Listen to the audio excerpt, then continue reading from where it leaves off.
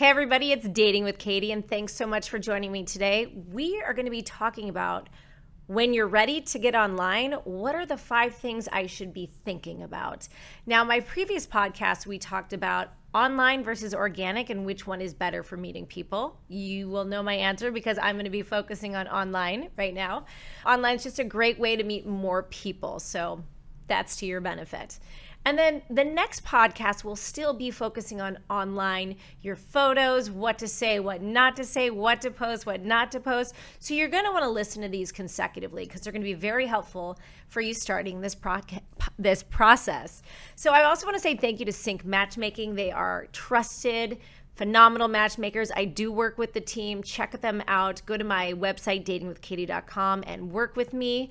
You'll be working with them as well. And then also, if you want to check out my Linktree, get on my email list and make sure to subscribe. Guys, you're going to love all of my short and sweet, sassy tidbits on everything taboo to trending in dating. This is just the beginning. We have hundreds of topics to be discussing in dating. All right, so let's get started. So you think you're ready to get online, you're new to the market. I just had a call today, married for 24 years, got married young. She's fresh on the market, not really sure how to maneuver it, and she wants some coaching. Absolutely. That is a great client because it's different nowadays. And don't ask your parents for help, and don't ask married people for help. I just feel like they're not quite there anymore. So here's a couple of things that I want to talk about, and then I'll get into the 5 points. I want to make sure.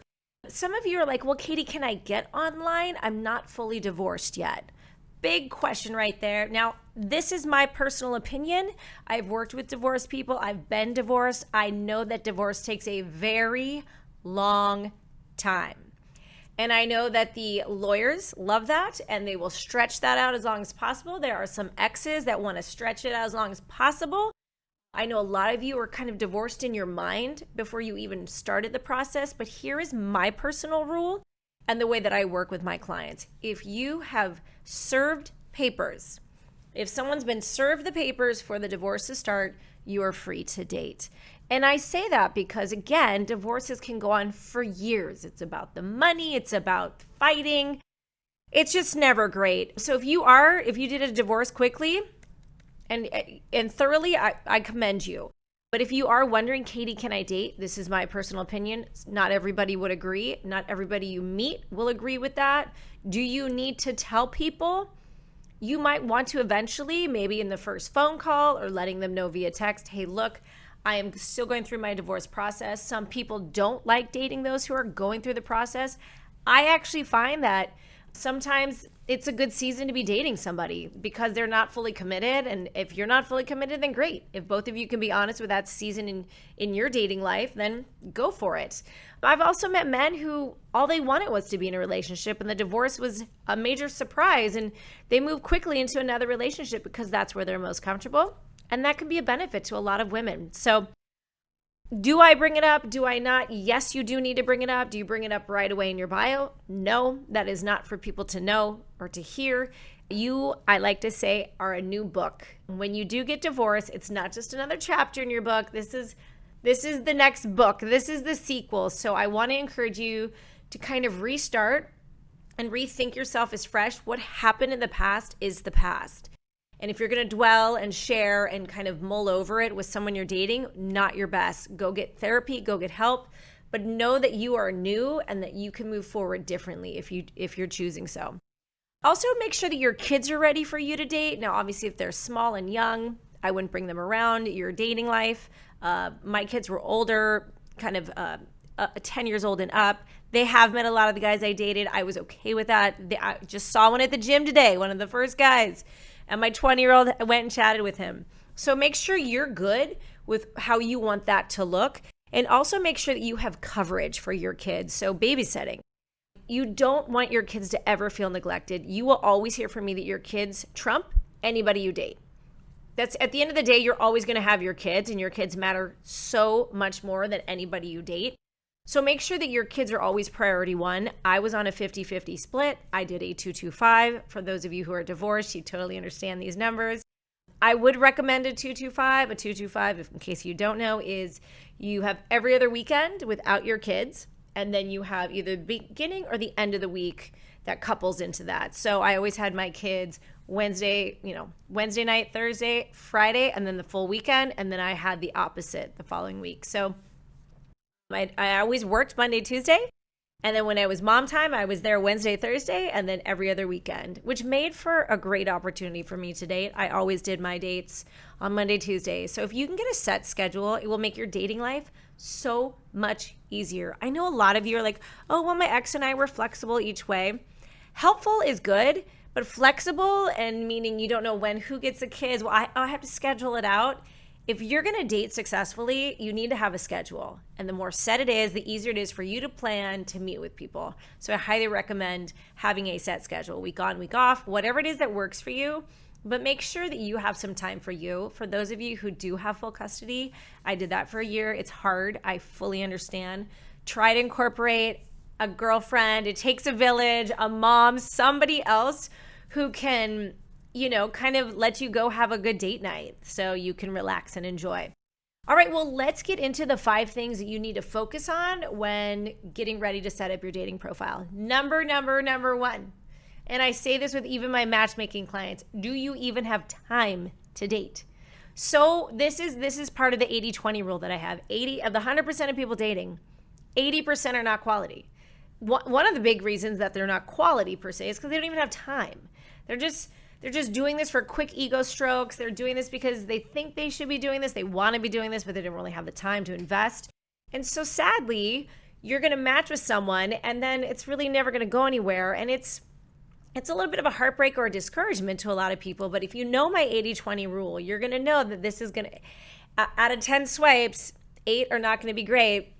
Sad but true. But 20, 2 will be great. So your 20%ers, 2 out of every 10 are going to be quality. They're going to have made space. They're going to taking care of stuff in your life. If your divorce is just overwhelming, you're not ready to date.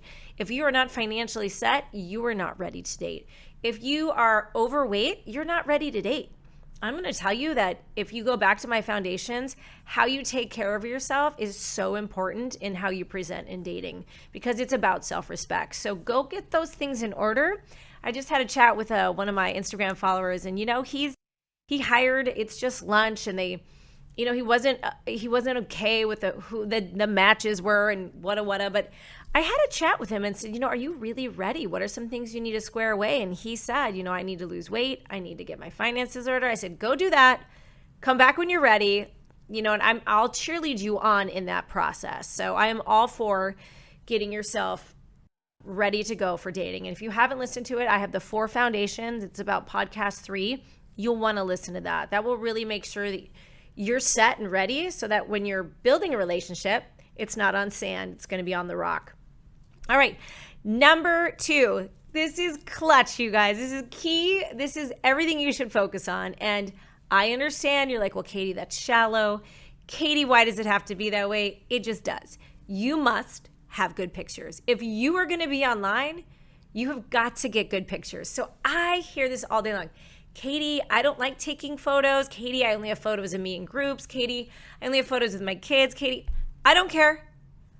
Go hire your child. Go hire a girlfriend. Go hire your Aunt Judy to go take some photos of you. I mean, people hire me all the time because I take phenomenal pictures of you.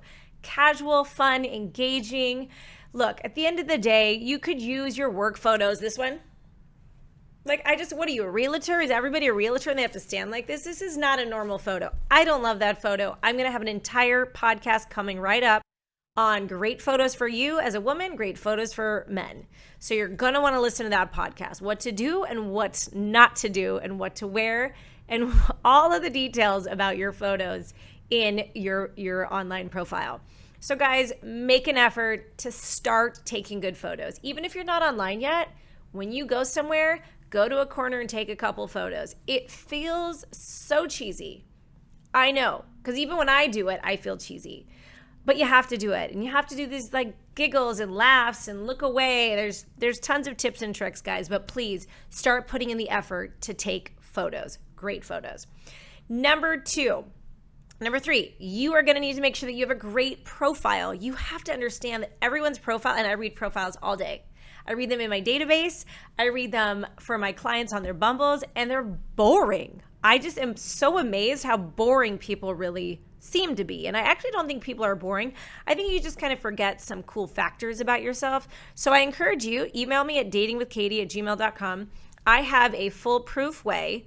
It's called it's when I write your bio, and I actually have these 55 questions for you to answer. They're super fun. They kind of pull out creative opportunities and memories in your life.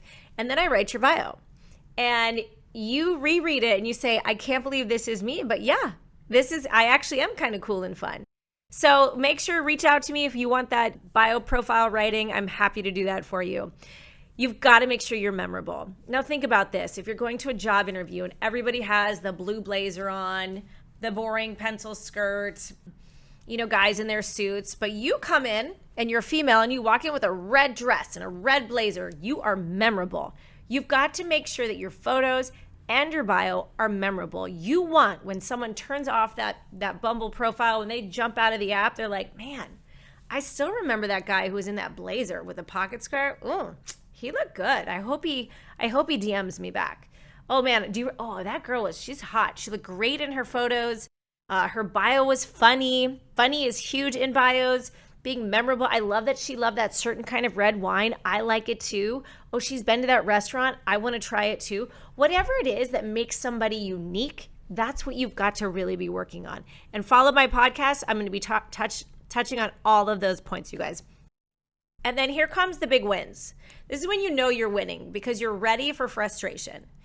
You will get frustrated in dating, period. Whether even my client today, he said, Katy, I'm not really excited about these dates coming up. It's just life. It's part of dating. Do not be surprised. Do you get frustrated in your job? Absolutely. Do you get frustrated in a relationship? Absolutely. This is just life. And this is life in dating, but you've got to keep going. So have a theme song. I always say whatever it takes to motivate. I actually have a playlist on my Spotify, so before dates, it kind of revs me up because sometimes you need a little pump up, a little pregame, a little like whoop whoop.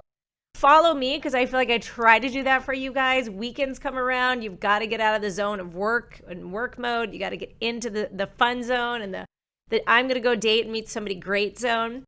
And literally you need to make dating fun again. Make dating fun again. So be grateful that you do get a date and know that the frustrations will come. 80% of people will drive you insane in dating, but your one is out there. And this is the last, I want you to put this word picture in there.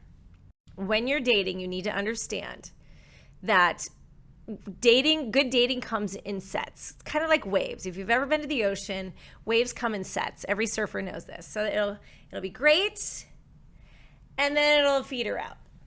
And then it'll be great, and then it might feed her out.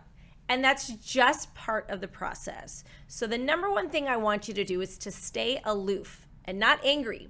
I see this in women a lot, and now guys can get it too, but instead of getting so angry that someone didn't text you back or someone ghosted you, instead of getting angry, because you know it's going to happen because 80% of the people are going to do it because I've told you this time and I will continue to tell you this so that you are not wasting your energy on the 80%ers.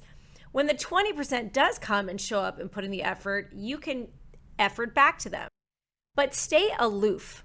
And if you don't know what aloof means, it means a little bit like, not that you don't care, but it's all right. It's not going to bother you. It's like water off a duck's back. Stay aloof and don't get angry. I get a lot of DMs, angry and upset and bitter. It just makes you ugly. So guys, focus on that. Make dating fun. If you want to be successful, get confident, have fun dating, work with me. I do coaching, I do matchmaking, and we're going to make dating fun again. Make sure you guys subscribe, share this with a friend, share this with somebody who is new on the market and not totally sure, and make sure you listen to my next podcast. All right, you guys, we'll talk to you soon.